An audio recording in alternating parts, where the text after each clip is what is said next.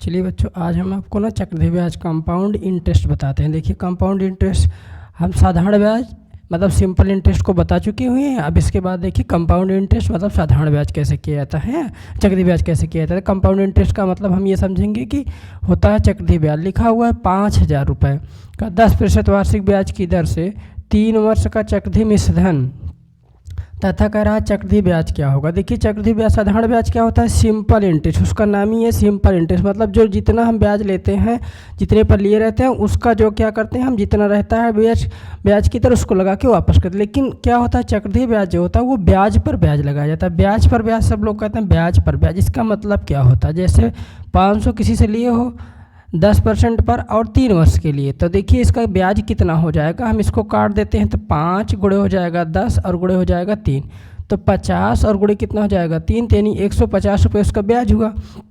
अभी 150 मूलधन कितना था 500 और 150 रुपये क्या हो गया ब्याज। तो देखिए मूलधन और प्लस ये ब्याज जोड़ करके कितना हो गया 650। अब ये मूलधन बन गया 650 रुपये यहाँ पर, तो ये जोड़ देंगे 5 1 650 रुपये, ये आपका क्या बन गया, अब ये मूलधन बन गया। अब इस पर फिर अगले साल जो लगेगा वो 10% 3 साल के बाद फिर लगेगा। तो देखिए क्या कह रहा है 10% और 3 वर्ष अगर जो रहेगा उसी पर फिर, तो ये बन गया क्या मूलधन। इसका मतलब क्या हुआ, ब्याज पर क्या हो जाता है ब्याज, तो ब्याज जो हो जाता है वो मूलधन बन जाता है। जो यहाँ पर आया मूलधन प्लस ब्याज जोड़ करके क्या बन गया फिर मूलधन, फिर उस पर वही % लगेगा। तो इस तरह होता है चक्रवृद्धि ब्याज। तो चक्रवृद्धि ब्याज जो होता है वो जो है ब्याज पर ब्याज लगा दिया जाता है, फिर से दोबारा उसको जोड़ करके मूलधन बना के फिर कर दिया। तो इसमें देखिए लिखा 5,000 रुपये 10% वार्षिक ब्याज की दर से 3 वर्ष का चक्रवृद्धि ब्याज था। कह रहा है कि चक्रवृद्धि मिश्रधन तथा चक्रवृद्धि ब्याज ज्ञात किए। देखिए इसमें होता क्या है, पहले हम लिख लेते हैं मूलधन। मूलधन लिखा कितना गया है, देखिए दिया गया है मूलधन, ये P लिख देते हैं यहाँ पर हम, मूलधन P हो जाता है। इसका लिखा कितना है, ये 5,000 रुपये लिखा हुआ है, तो 5,000 लिख देंगे। उसके बाद देखिए फिर दर दिया गया है। अब दर कितना दिया गया है, ये R है और दर दिया गया है 10%, ये हम 10% लिख देंगे।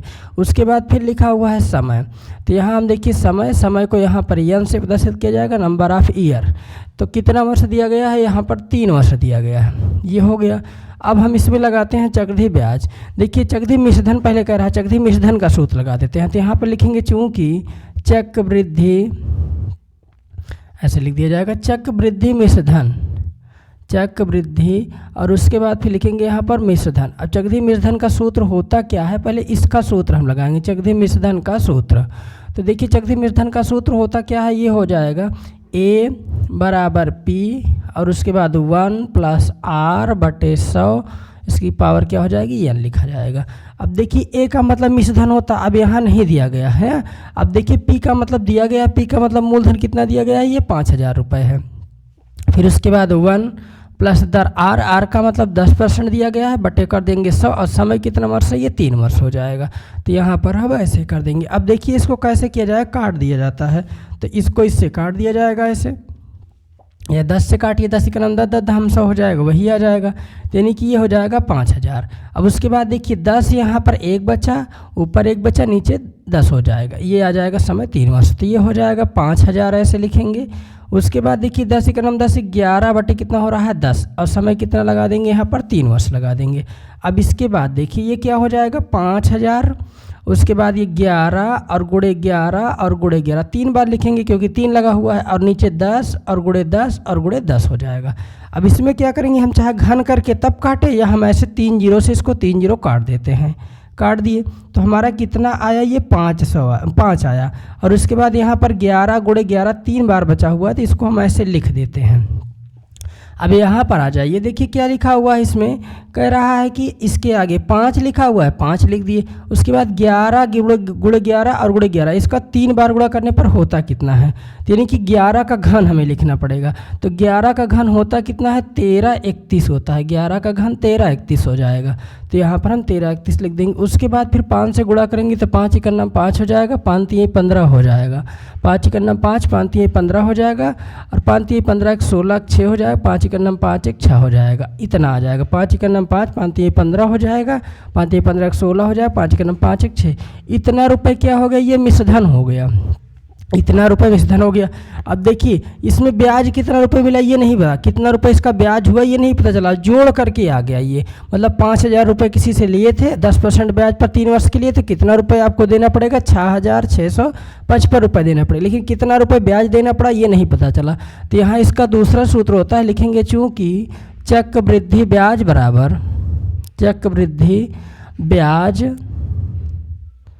चक्रवृद्धि ब्याज बराबर सूत्र होता है मिश्र धन। यहाँ पर लिख देते हैं हम मिश्र धन और माइनस होता है मूलधन।